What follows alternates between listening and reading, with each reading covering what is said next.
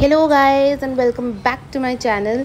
तो अनेक दिन पर आमी एसे गेছি একটা নতুন ভিডিও নিয়ে। সেটা হচ্ছে একটা বাঙালি রেস্টুরেন্টে এই রিসেন্ট খেতে গেছিলাম আমরা বোনেদের বার্থডের জন্য, and that is kasuri. Yes, এটা ছিল কস্তুরির ডোভার লেনের ব্রাঞ্চটাই, যে সামনে হচ্ছে একটা ফটো সেশন মতো জায়গা আছে যেখানটায় ফটো তোলা যাবে, মানে ফটো বুথ মতো।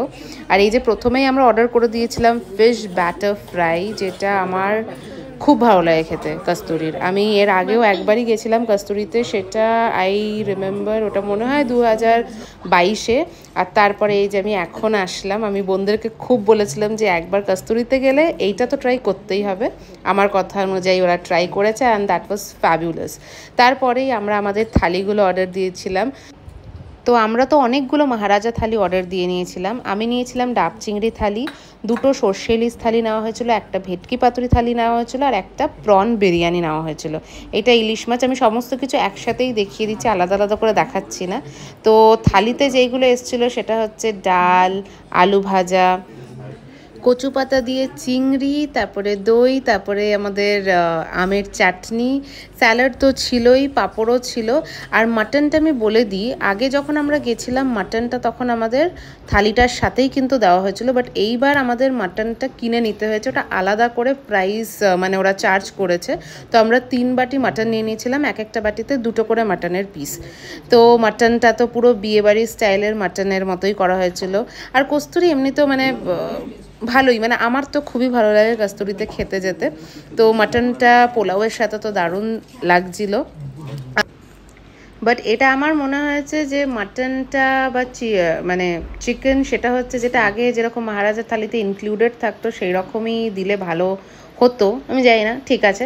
আর তারপরেই নিয়ে নিয়েছিলাম যেটা হচ্ছে সিগনেচার ডিশ আমাদের কস্তুরির, দ্যাট ইজ কচু দিয়ে চিংড়ি।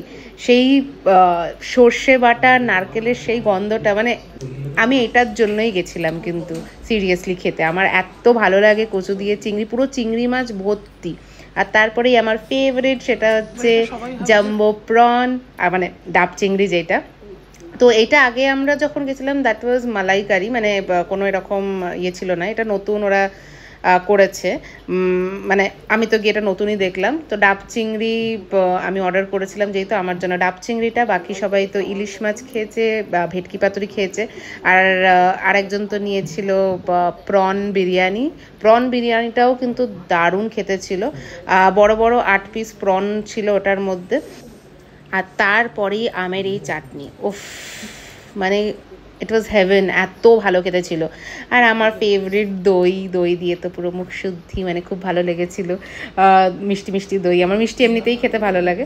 তো সবার সামনে একটু লজ্জা পাচ্ছিলাম ভিডিও করতে, সবাই তাকিয়েছিল। তো এইটাই, মানে এটা খেয়েই আমি শেষ করলাম। তো বাঙালি খাওয়ার কার খেতে ভালো না লাগে। তো মা বাবাকে আর বোনদেরকে নিয়ে চলেই গেছিলাম।